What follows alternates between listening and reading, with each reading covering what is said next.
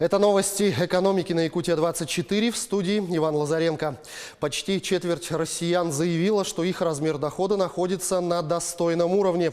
Об этом говорят результаты опроса, проведенного финансовым университетом при правительстве России. О достойном уровне своего дохода заявили 24% опрошенных. В то же время 19% россиян планируют приблизиться к нему в ближайшие 5 лет. Среди них в большинстве жители Владивостока, Хабаровска, Читы, Красноярска и Якутска. Еще 48% заявили, что никогда не будут получать хорошую зарплату. По мнению опрошенных, размер достойной заработной платы в России начинается от 50 тысяч рублей.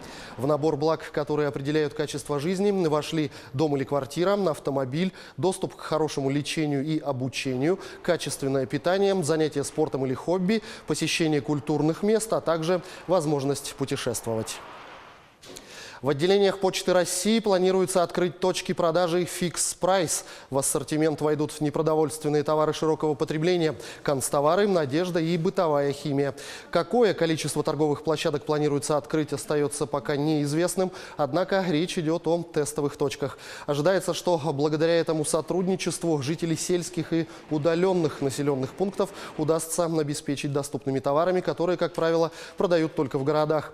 Ранее Минздраву и Почте России предложили рассмотреть возможность начать продажу лекарств в почтовых отделениях.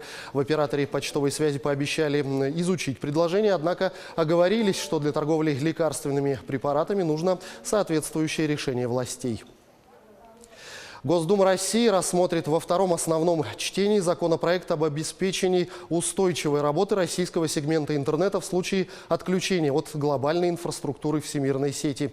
На Роскомнадзор возлагается функции по координации обеспечения устойчивого, безопасного и целостного функционирования на территории России сети интернет. Предусматривается, что в случае возникновения угроз стабильной работе интернета в России Роскомнадзор может осуществлять централизованное управление сетью связи общего пользования. При этом правительство будет определять виды угроз, регламент их определения и меры по устранению. На Международном арктическом форуме, который проходит в эти дни в Санкт-Петербурге, председатель правительства Якутии Владимир Солодов выступил с предложениями поддержки предпринимательства в арктической зоне. По мнению Владимира Солодова, наиболее перспективные сферы для развития предпринимательства – это легализация сбора мамонтовой фауны и дикоросов. Именно эти сферы имеют наибольший потенциал с точки зрения вовлечения местного населения, подчеркнул он. Кроме того, Солодов отметил, что в Якутии по поручению главы региона Айсена Николаева начата работа по выравниванию тарифов на спутниковый интернет и авиаперелеты в зоне Дальневосточной Арктики.